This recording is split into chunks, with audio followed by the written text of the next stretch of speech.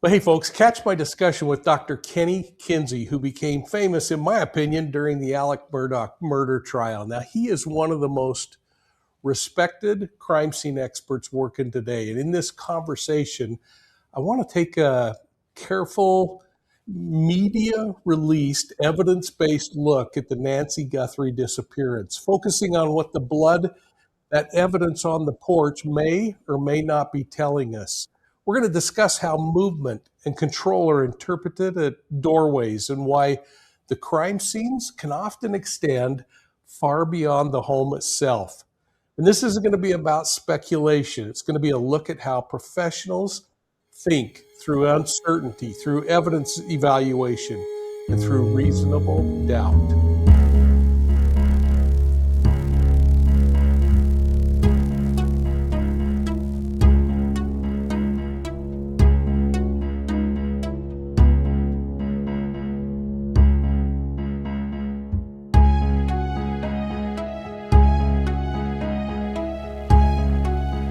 Hey, everybody, welcome to Profiling Evil. And before we get started, just take a quick moment, hit the like and subscribe button down below, give the video a thumbs up. It really does help us, and that matters, folks. So don't forget to ring the bell, turn on notifications, and that way you won't miss a single episode when new videos drop. We're talking about the publicity known evidence in the Nancy Guthrie abduction case, and joining me is Dr. Kinsey, a man whose career spans decades in law enforcement with crime scene reconstruction experience, tactical operations, and frankly, higher education. A doctor, PhD. Kenny's processed more than 800 crime scenes, more death scenes than many of you will ever see in your true crime experience.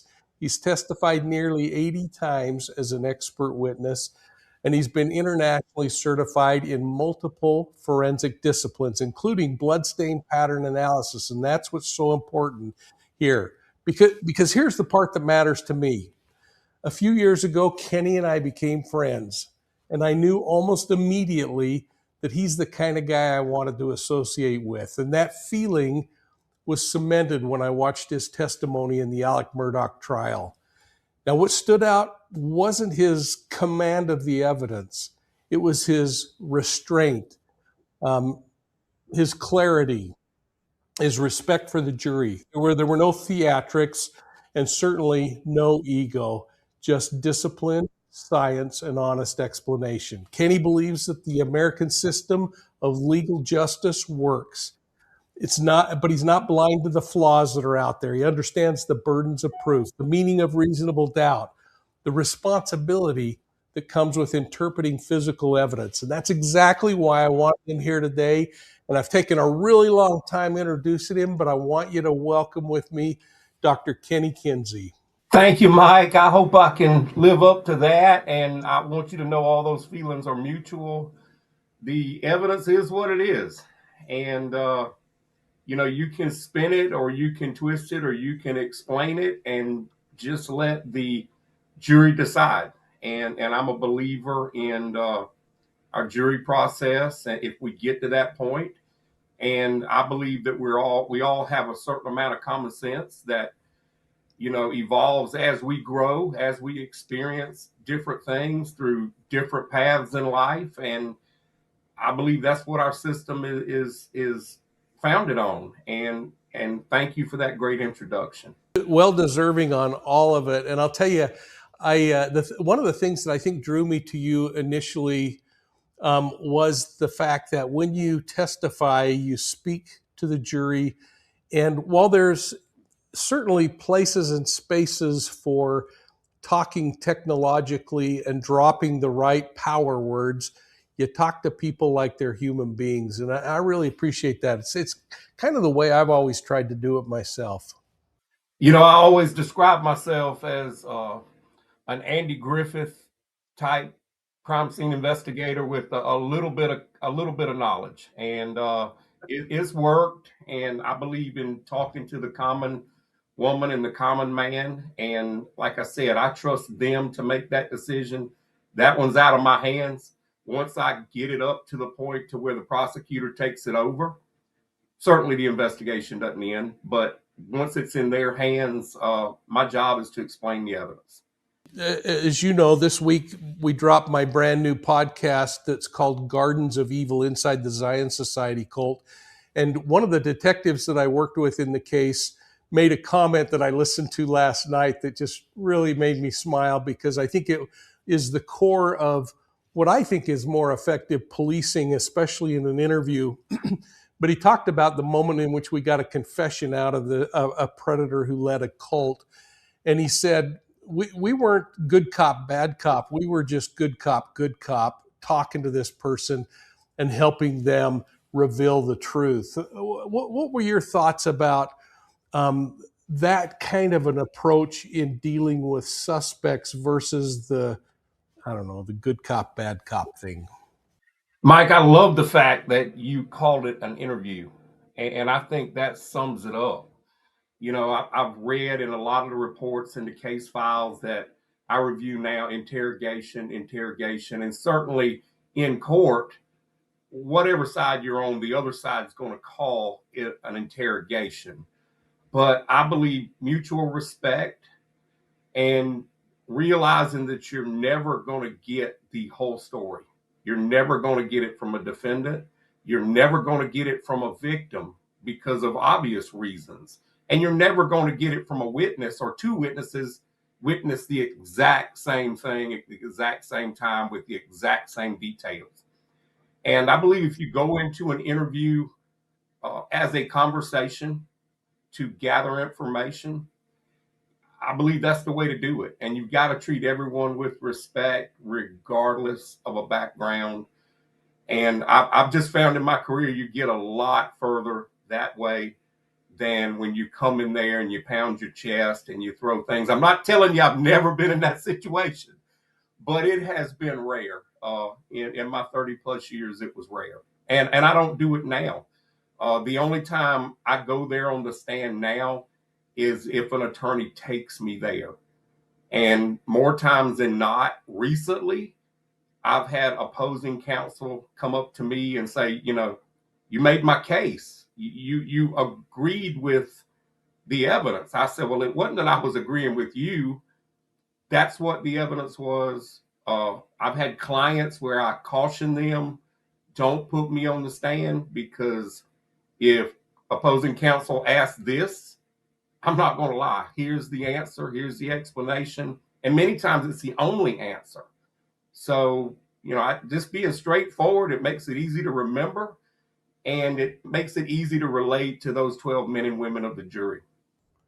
I really like that, because in reality, and that's something that I think the public sometimes doesn't understand, our job was pretty simple. It was just to gather facts and let prosecutors decide if they can go after somebody or not. Certainly we had opinions, but what we're going to talk about with this Nancy Guthrie case exactly dovetails what you were saying, Kenny, because this is about an interview process. And an interview process isn't always a verbal interview. It's looking at the unverbal or the nonverbal things, that are the things that are not being said, that become so important to an investigator. And in this case, I don't know, I guess I could say we've got maybe 4 or 5 buckets of evidence and communication that are going on. We've got the scene at the doorstep, and we'll talk about that in a moment. We have the fact that the doorbell camera has been removed. We'll talk about that a little bit.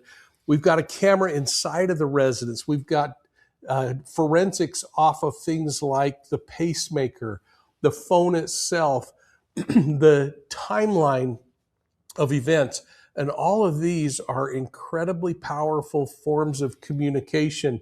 And sometimes people think that when we talk about communication, we're only talking about the interview. Exactly. And some of those things you mentioned are very important. But the one thing I'd like to touch on is the timeline and communicating with everyone that's involved, everyone that could possibly be involved. Sometimes you have already excluded their involvement, but you need that information to build on. You've got to have it for your timeline. You've got to have it for things that frankly, we don't think about. Different medical devices. I'm not familiar with a pacemaker or a defibrillator. I've seen them in autopsy, and I've certainly seen them brought up in other cases. But you've got sleep apnea devices that you can work from your phone. Uh, Diabetics can monitor. My dad's a diabetic. He can monitor from his phone. It keeps a record of everything on his phone. So that communication, just to gain that knowledge, is important before you ever get your investigation off the ground. And I'd also like to caution, and you and I spoke off camera a little bit about this, it's not about kicking anybody to the curb. You've got to go down every avenue, but in my opinion, in this stage of the investigation, it's not the time to point fingers if you don't have some evidence to tell you to point fingers. Because what you're going to do, you're going to shut down the process. People are not going to trust you anymore, and you're not going to gain that communication that is so vital.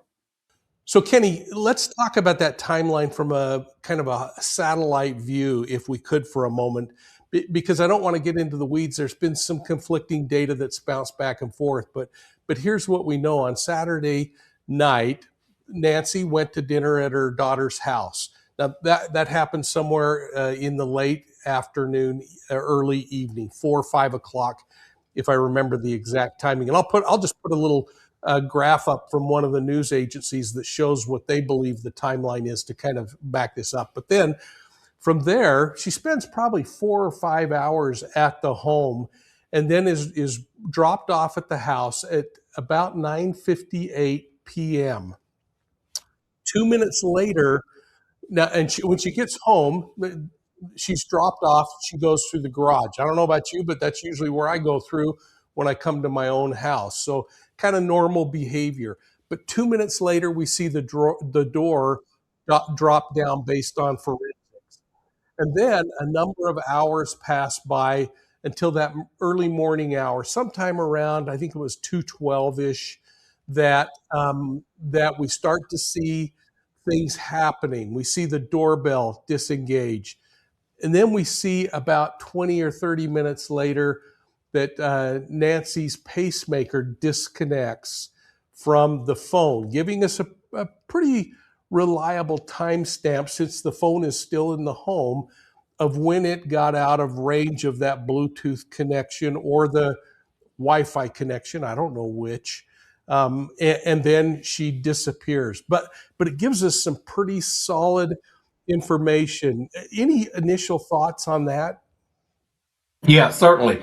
And you nailed that as far as my understanding of her returning to the home. A loved one dropped her off, and all of those are concrete things other than your timestamps being off, and you have investigatory ways to figure that out. Uh, Recently, in a case I had, the timestamp was off a few minutes, and two different cameras, and all they had to do is sync that up, and then you'll see what's going on, and you can get that timeline correct. But when you start looking at the devices, you're looking at the witness account of dropping her off, you're looking at the garage door, you're looking at things going offline. That is, I don't know, but that tells me that Miss Guthrie got home. She got in okay. And I believe you'd also have to look back at prior history also. You'd have to go back and check that out, and you may be able to determine her predicted movements during that time. Uh, is it normal for her to shut her garage door right after she gets home? Is it normal? Does her appliances or her medical devices ever go offline? Are there different changes and different trends in the pattern or the data that's collected by those devices? And I believe they can probably narrow it down uh, and probably know if she was under some type of duress, crisis, or if it was just normal for her. And, she prepared herself for bed. And, and obviously, after 1 a.m., she had already either someone had already apprehended her or was waiting for the time to exit this home, or she was still going about her daily routine and someone else's plan came in and interrupted that. I would assume that at Miss Guthrie's age, I know at least at my age, I would have been sleeping at that point in time. And you're pretty vulnerable, especially if you live alone. Think about it. If you don't have a canine or a real good alarm system, that's probably one of the points, other than that, or in the shower, when you're the most vulnerable. And who knows if someone took advantage of that opportunity or if they were lying in wait. I believe the investigators may know that, or they may have some data that shows those trends and shows those patterns. But hopefully that's going to play into the victimology, because that's really, really important in knowing what Miss Guthrie does day to day, who she interacts with, and those general times. Because we're creatures of habit. I plant myself in my recliner at a certain time. I watch or listen to a certain thing, and I still work at night a lot. But my wife, she's got her routine, I've got my routine, and she knows that when I grab that laptop and plant myself in my recliner, it's not to watch, YouTube or something of that effect for leisure. I'm working. So if you look at Miss Guthrie's daily activities, the victimology should have played a part, or I'm sure is playing a part up to this point when they developed the timeline we spoke about earlier. I would agree, and I really appreciate you tapping in on the behavior, because the behavior to me really helps solidify much of the other evidence. It really becomes the fifth form of evidence that should be considered in these criminal cases. One thing that I think is pretty interesting, number one, is the amount of time she spends with her daughter. Is that a weekly thing? When my wife and I, until her parents died, that's what we did every Sunday night. We went over there and we spent several hours at that home, and it was a behavioral pattern. It also kind of leans toward the fact that if, in fact, in my opinion, that they were there for 4 hours, or she was there for 4 hours, that's not an adversarial place for her to be. And so to be pointing fingers early on, I was a little troubled by that, because I thought if you've got some long-standing anger or frustration, 4 hours is an awfully long time to spend with a disgruntled family member. Oh, absolutely. Thanksgiving dinner, and I love all of my uh, relatives and in-laws, but hour and a half, 2 hours, I'm ready to hit the door and get back to my home. But back up, back up 15 years. I also had a family member that was, I think, responsible for, at least in part, the good parts that I've accomplished in my life. And as you mentioned, it was every Saturday night, and it was 5:30, 6 o'clock until, and if you didn't see me there, it was something odd or it was something different. And this went on for decades. So I agree. You're not going to want to stay somewhere that's adversarial. I do understand the importance of getting that information, but it goes back to what you and I spoke about earlier. You've got to be careful about what you release, and you've got to be really, really, really critical of the way you communicate, because it doesn't have to be adversarial, not at the point where you're in the information gathering stage. And the victimology, my dear friend Laura Petler would tell you that victimology is crucial when you get these things off the ground. And I'm a black and white kind of guy, physical evidence, but I've had to modify uh, my understanding, and I've had to modify the way I do business, because that psychological part is so vital, so important in these long running investigations. The things as you were talking, that made me think of when I was learning this kind of goofy art and science of profiling behaviors. My mentor, who is Greg Cooper. He used to say to me, past behavior is predictive of future behavior. That's the important part about spending a little extra time learning about the victim, the victimology, learning about the potential suspects, the suspectology, and then looking at these cases in totality, not in an individual thing that says, oh my goodness, that guy's responsible. Yeah, Mike, and you've got to always consider, notoriously, you've had serial killers that have changed the way they did it last time. You've had serial offenders that have changed the way they did it last time. So you can't always look at past behavior. Uh, BTK modified his approach several times. I read a few of those books and watched a lot of documentaries on BTK. Sometimes you're not dealing with a dummy. Probably more times than not, you're not dealing with a dummy. And unfortunately, what we do puts that information out there. They still don't fool the evidence, but they think they can fool the evidence. So I believe that suspectology, that's a word I don't hear a lot, but man, I'm gonna give you credit for that one.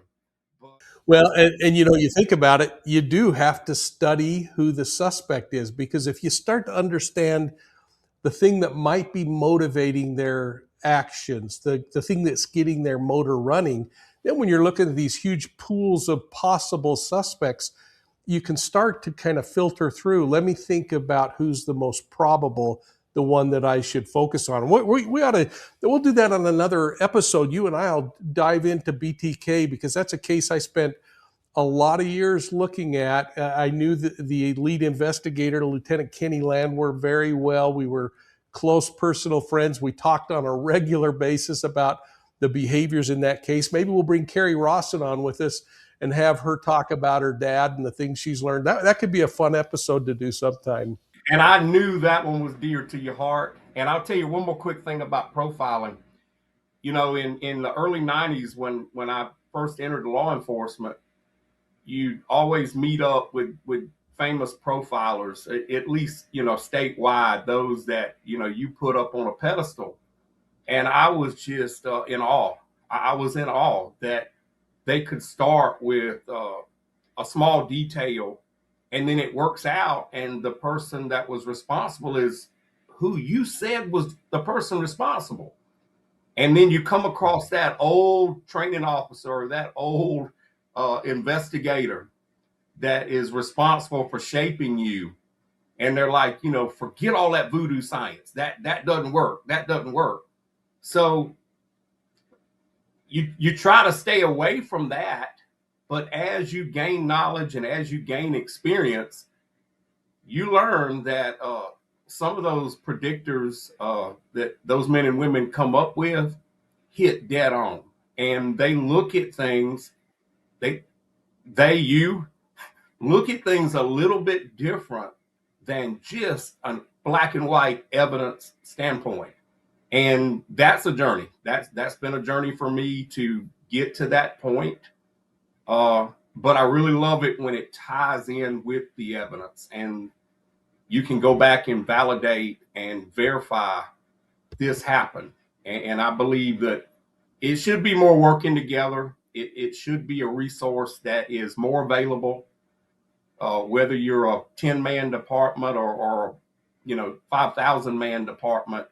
It should be more readily available, because I believe that tool, and Laura's taught me that, how she can just take a handful of facts, and I was going to say more times than not, but I'm going to say I've never seen her wrong when she's pointing me in the direction. And then once you get to that point in your investigation and you can put that information together and you say, yep, you check the box, write down the list. Kenny, when you look at I want to focus in for a moment. I'm going to put up a picture here as you're talking of just the front porch of that house. When you looked at that front porch, I want to focus on that for a moment, because I saw a number of things going on in that. When you look, let's start with the blood and then talk about the porch overall. What kind of things were grabbing your attention on the Guthrie porch? It's what I didn't see, Mike. Everything, as Swig stain and terminology changed over the years, and we had to adapt. But you and I both know that there are 4 or 5 different blood stains that you see at 95% of the crime scenes, and these are passive. This blood is passive. I didn't see a lot of directionality in this blood.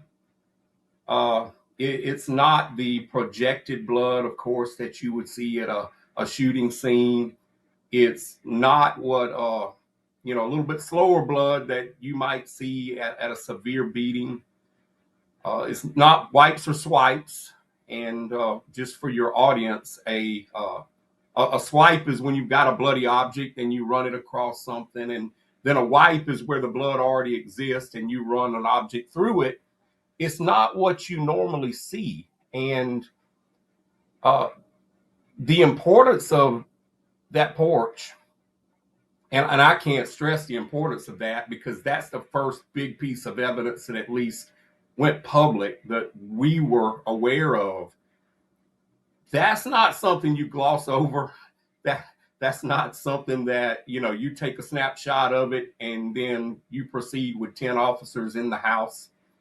That's a piece of evidence that has to be preserved.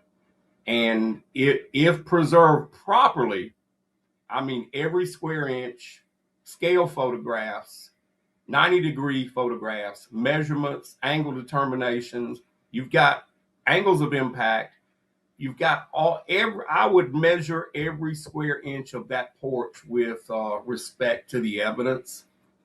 If we had to reconstruct that, and if that proved valuable, and just on the surface, that's very valuable to me.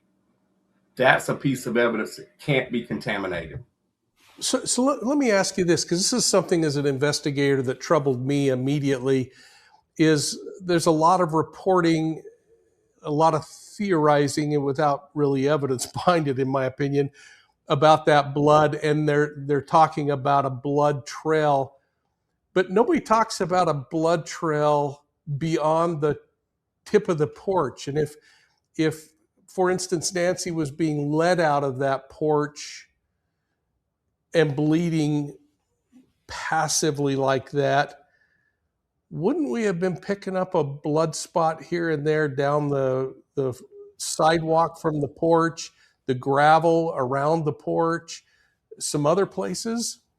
Yeah, Mike, and it had to be missed, or there has to be an avenue, a mechanism to get Miss Guthrie from that porch off the property without that exchange. You're bringing stuff in, you're taking stuff out. And if you've ever, I don't know your hunting preference, but if you've ever tracked a wounded animal, you're going to have a steady flow of blood, then not so much, then not so much. And I've been to the point where you'll find a drop every 20 to 25 feet, and you're actually on your hands and knees in snake infested woods with a flashlight trying to find those blood stains. They don't just go away. They don't just go away. And and that's what I mentioned earlier. You're going to have to find another way in, because that evidence is so crucial. But what do we do? And I'm not kicking my law enforcement brothers and sisters out there, but what do? We've got to get in and do a protective sweep. We contaminate it, we destroy it. We probably did minimal documentation, and we didn't even consider that question that you just asked. We didn't consider, where did it go once it's here? And uh, also, back to victimology. Look at the background. We don't know all of Miss Guthrie's health information. Is this common?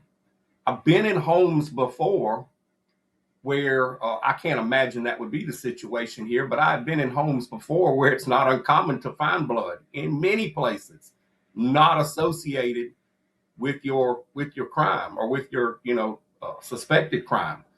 So that victimology is going to play an important role. Kenny Kinsey doesn't always get it right, but that porch would have been documented in the shape I found it, and no one else would have contaminated that porch once I got there. That was very disturbing to see news media walking up and taking images of it within hours of this event unfolding. And again, this is not to criticize in any way the investigation. I can't think of how many mistakes I made in criminal cases I handled, and You can't count them. You can't count them, Mike. We can't count them. you know, the other thing that I found interesting that nobody seems to be talking about, I mentioned it last week in something that I was doing on the Guthrie case, was I'm also disturbed by the debris pattern that's there, the gravel and the weeds and things, the little pieces of plant life that obviously were dried and old, but that are there on the porch. And it doesn't appear to me to be something that you see like when the wind's swirling around on a porch and just creating, you know, a garbage dump. It appeared to come from the right side by that pot and the gravel that's in there, which could play very much into everything that we're seeing in totality. What are your thoughts? Yeah, certainly. You got environmental issues, and you know, we're all a little bit different in our landscaping, that kind of thing. Uh, but I go back to the principle: you're going to bring something in. That bad guy brought something into that scene, and of course, when you leave, you're going to take something out. It's just finding that crucial piece. You know, without federal intervention, uh, those kind of things, soil, uh, landscaping, clippings, that kind of thing.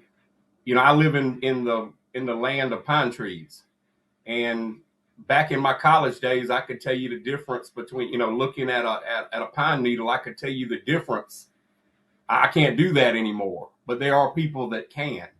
And our local laboratory, our state laboratory, God bless them, they don't do a lot of agronomy and horticulture work and that kind of thing. But, you know, fortunately, you've got some federal intervention now. And I'm not speaking for their local department. They may have a 5-story forensic laboratory with, you know, 1,000 employees. But I know that's not common with your smaller departments, you know, across this country. Sometimes you got to jump through hoops, but it goes back to the old saying, if I'd rather have it than not need it than need it and not have it. So documenting, identifying, documenting, and collecting that evidence. I retired 3 years ago, almost, you know, 3.5 years ago. There's an evidence room full of material as far as the mid 90s with my initials, date, and a case number on it that will never be utilized, but we had it if we needed it. And cigarette butts, those kind of things. You know, your laboratories certainly have to have guidelines. You know, we'll only test 5 or we'll only test 7. Well, if there's 999 there, I'm going to collect them all just in case we figure out a way to do this quicker and you change your standards. And they're going to be on a shelf somewhere preserved for that exact reason. You picked up on the horticulture clippings and the debris. You know, a lot of investigators won't pick up on that. And sometimes it depends on your environment. If you're, you know, I've worked several crimes in junkyards and abandoned buildings, that kind of thing. Maybe not everything on the property, but certainly everything in proximity to evidence or what you readily identified as evidence. It's invaluable. And if you got it and don't use it, at least you took the time to document it and collect it. Just you saying that, I had a flashback to Sergeant Clark Comby, and I was a rookie, looking and reading through one of my reports and sitting down with me and saying, "You haven't told me what you saw. You've indicated there was blood, but you haven't helped me visualize what you saw." Changed my whole trajectory, Kenny, because all of a sudden I started saying, wait a minute, why is this? What's not being said that is being shouted non-verbally here? And when I started to do that, I started to understand so much more about the crime scene, about the personality of the people involved, not only the victim, but the suspect. What are your thoughts in that regard? Oh, absolutely. I remember one homicide, brutal homicide in particular, in a not so desirable neighborhood. And the victim was actually a college professor. He was a hoarder, and he met a terrible, terrible death. And we immediately developed two suspects who'd been seen with him, was taking advantage of him. He had a pretty good source of income coming in, and we were that close, Mike, to getting where we needed to be. And you start tying these things together. And when I tell you a hoarder, we had to climb over things to remove his remains from this home. And he had confined himself to one room in the middle of a 200-year-old house, and it was 180 years worth of material in boxes around that room. And went back, and this goes back to documentation. You go back and we're looking through these photos, and we're looking at a video of one of our suspects, and he's wearing a stocking hat, uh, the one with the ball on top, and it's readily identifiable. And uh, I said, I believe I saw a hat like that in the victim's home. And this was before DNA. This is back when you had to have a tablespoon of blood, or you had to have a handful of hair to get a DNA standard easily. And we went back. We certainly didn't post up on this home, and it had been weeks after the crime scene overhaul. But we did secure the doors. We screwed and nailed all the doors shut. We left our tape in place. We went back. It was just as we had left it. Seals still on the door, initials, date, that kind of thing. And went in and we retrieved this hat. And just a long shot, we took it to our state laboratory, and they said, well, we don't do a lot of work, DNA with hair, unless it's got a root and a bulb. And, the chances of that are very slim in this hat. Mike, they found one usable hair in that hat. Come back to the suspect's profile. That's how we broke him. I showed him one photograph when we did our interview, and I said, there's your hat, two photographs. There's your hat, and here's you on video wearing this hat, and here's the report. And he immediately gave it up. We brought his brother in, said, look, two brothers, both of them are now still in the penitentiary. We brought his brother in and said, look, here's what happened. The brother said, well, we did it, but that ain't exactly how it happened. Here's how it happened. And he give us a play-by-play. And I said that suspects don't ever tell you all the truth. If he lied to me, we couldn't find it. And it was just off. It was luck. It was off documentation. And it was off auxiliary photographs that we never knew would come into play. And we took hundreds of photographs. That was the old 35 days. And, we'd go in with several rolls of film, and, we had to search back. We had a stack of photos this high. We had to search back through it. But I knew I'd seen that hat. And myself and my coworker, we picked up on that. And you just never know what you got. You never know what you got, but take it all. Take as much as you can take.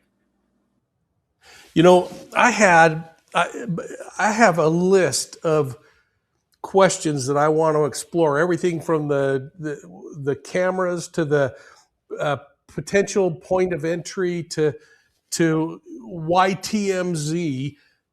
And I don't know, maybe it's just the fact that two old guys are getting together, because we're burning through a lot of time and we haven't left the porch, and I'm not ready to leave the porch. So Kenny, I'm going to need you to come back at some point to talk about the other pieces, but I want to focus a little more on the porch, because we don't know, for instance, what the blood was beginning to tell us, or if it was the end of the story at that porch. If there was a trail that leads down to the street in one direction versus another, or to a car waiting, or who knows what. We don't know what the debris filled, how it was caused, and that's a big question to me. But something else that we don't know, and hopefully we'll find at some point, is if there's evidence inside or outside of the frame of that, not only storm door, but the interior door, that can give us some indication of whether that was the initial contact site or if it happened to be an exit point.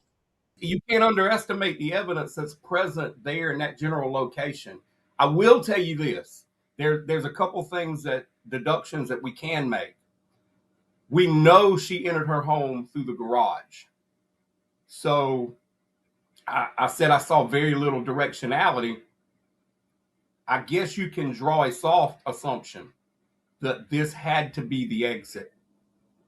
Wherever Miss Guthrie, wherever this bloodletting started, you're not going to hide it.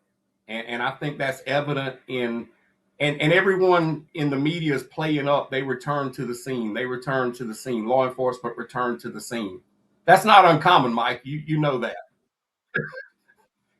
I found myself in the middle of the night, if we were in a complex investigation and I was out for another purpose, I found myself in the middle of the night riding by some of these scenes. Like you said, what is screaming at me? What is talking to me right now about this scene that I overlooked before? So I believe that part is a positive thing. They're going back, they're looking under molding, they're probably using some reagents to see if they can locate some body fluid, some more blood, some impact sites, the site of the original bloodletting, or trying to narrow it down to a certain area. Because if we have that quantity of blood on the porch, there's blood somewhere else. There's evidence that someone tried to clean it up if it's not apparent. And there are ways to figure that out. And that was a good catch. Let me just take you down a path, because I don't understand this from a forensic standpoint. Even today, could you go back and luminol from the porch toward the driveway or toward the street, toward the curve, and pick up at this point any kind of blood evidence or evidence that might have been there? It'd be really tough with luminol. I'm not saying it's not doable, but you've got to have absolute darkness to work that luminol. But there are other reagents that will react with the protein and the properties of that blood. And we've used it many times in tracking the movement of a bloody suspect. Although, some folks don't like to use it because it distorts your pattern. I've found LCV very useful for certain applications, and that's a peroxide-based product that reacts with the components of the blood. But there are a number of great chemicals out there and reagents made by different companies, and I've certainly used that. I have used it in an institutional setting where we would have an inmate harm another inmate, and the corrections officers do the best they can do, but they got 200 inmates in a pod and one correction officer, and they can't help you predict the movement. Well, after 5 steps, there's no longer any impression. And you bring those reagents in and it'll take you right where you need to go. I've used it to find projected blood, in an outdoor setting. I have used it to, we've actually found projected blood on reed grass on the side of a riverbank using those reagents. So now this was fresh. This was, 5 or 6 hours after the crime. But I wouldn't discount anything at the point to where you're trying to collect that evidence. The problem is what we spoke about earlier, the contamination. You've probably had 20, 25 police officers. You mentioned it earlier. The news media could get at least close enough to take that photograph of the front porch. And what you're coming in, you're bringing something, and you're going out, you're taking something with you. So And you are absolutely right. And there is imagery online of reporters walking right up to the door within hours of this crime scene. And so, yeah, they're not just getting close enough to use a zoom lens and take a picture. They're walking up and over evidence. absolutely, that angle is not from the street unless it's from a drone. That angle is not from the street. So we're our own worst enemies. You got to balance that need to know and need to not know, and sometimes that's our worst enemy with respect to the contamination issue. Mike, another important thing I wanted to bring up. You've got first responders, and we wear different footwear, different sizes, different shapes. That's another important documentation, because we've gone back before and found footwear impressions in blood, and we're like, oh, we got our suspect here. No, that's so and so from EMS, emergency services, that came in. And how do I know that's her? Because here's her name, here's her race, here's her age, here's her contact information, here's her boot type, and here's her boot size. And that could be important also when you're talking about blood and in a home that you don't know where the area of origin's at. Because if you find a mark over here and you find out that first responder contaminated it, then you've got to exclude it for sure. But you don't go down that rabbit hole. This thing has so many tentacles, as most cases do, and we get focused on things that take us away from the realities. Let me just ask this, and that is that with this blood and this fairly large amount of passively dropped blood on the porch, if it is in fact the exit point in this home, not the initial contact spot, then reason would tell me that there would be blood inside the residence and a trail leading out, that because she's 84, has a difficult time walking, even stepping down that small step would be a pause long enough for more blood to drop if that were the case. But I think we would see an incredibly long trail after that, and that's unless, I guess, she has a towel put against her face or wherever the injury is. But with all that said, if it's not coming from inside the house, that would mean there would have to be some kind of a catastrophic event happening at the doorway if it were an initial contact spot. What are your thoughts on that? Absolutely. And many of these situations are not just abductions, but many of these situations do occur at the door. And you and I are probably a little bit different because of our background, but most folks, when you hear a knock at the door, what do? You answer the door. And to be quick, a perpetrator may take advantage of the opportunity because of awareness and because of campaigns to make the elderly aware of them being preyed upon because of their vulnerabilities.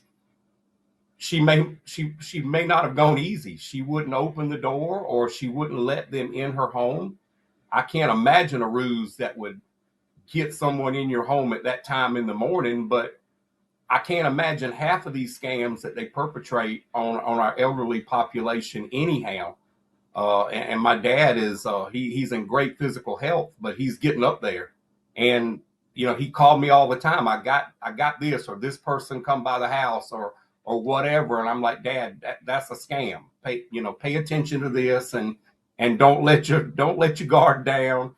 But you're talking about an 84-year-old female that lived alone, but I believe Miss Guthrie was probably smarter than that, and that may be a good point. That may be, if you can go in and you can eliminate the rest of the house, then that's where your bloodletting started, and that's another avenue to explore. I actually, in a video I did a few days ago, I talked about the fact that for that to happen, for her to open the door, especially at 2 o'clock in the morning, I'm agreeing with everything you're saying.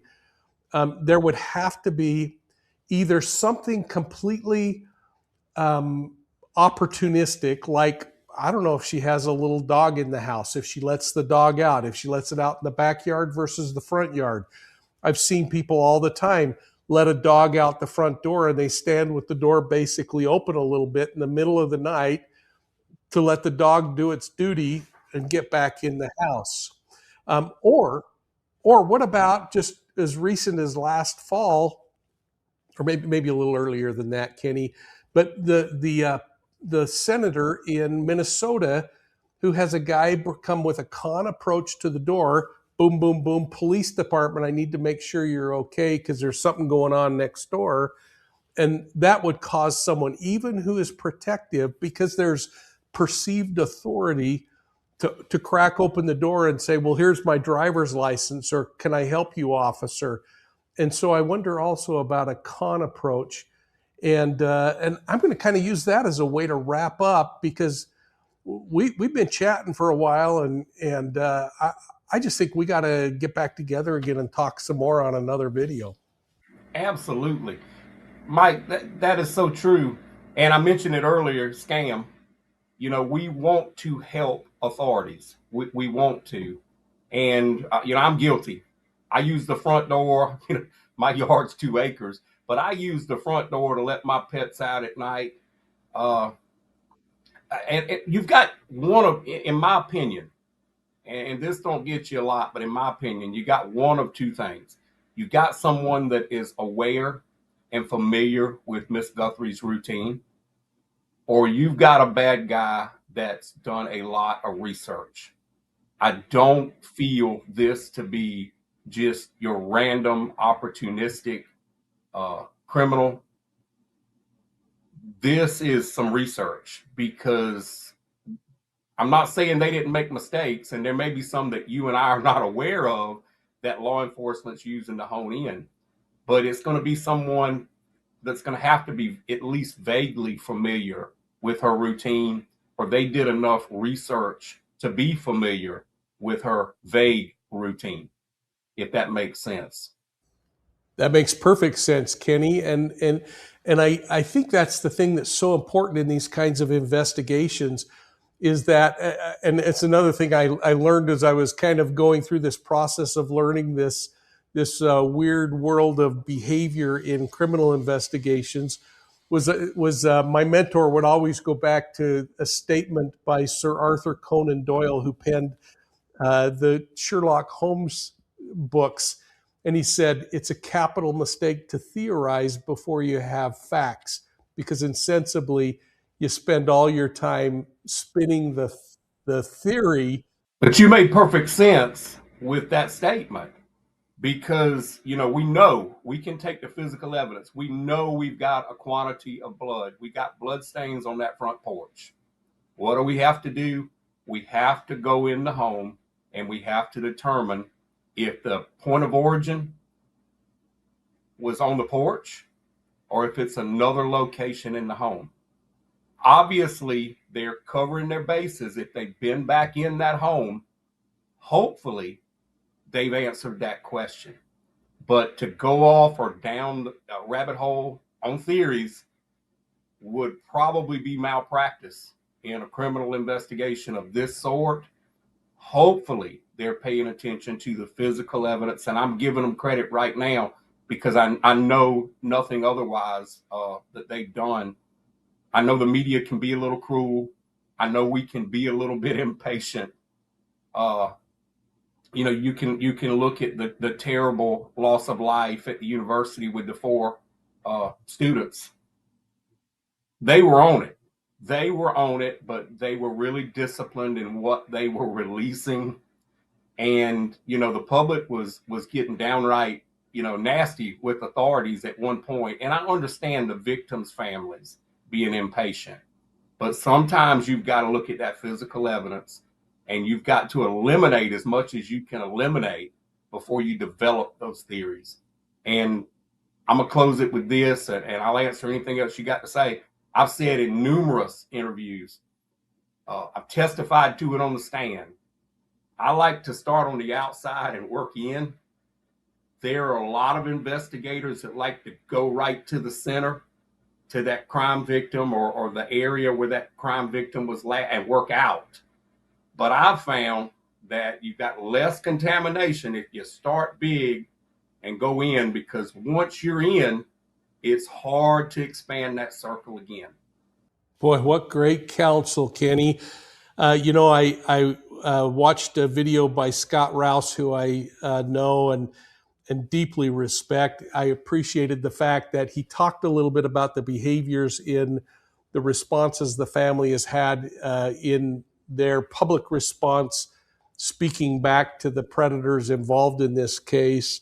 But I loved his restraint in also not sharing a little bit behind the curtain, because we can't, in this process of true crime and sharing experiential knowledge that we have, be a negative impact on an investigation versus allowing law enforcement to do their thing. And this is a danger of this social media and true crime genre that we're now a part of from time to time, is really balancing and not becoming a hindrance, but provide advice or counsel or at least clarity to the true crime community, who are smart enough to decide whether a family member or a neighbor or someone else is rising up in a person of interest or suspect positioning. It doesn't need to be said by us.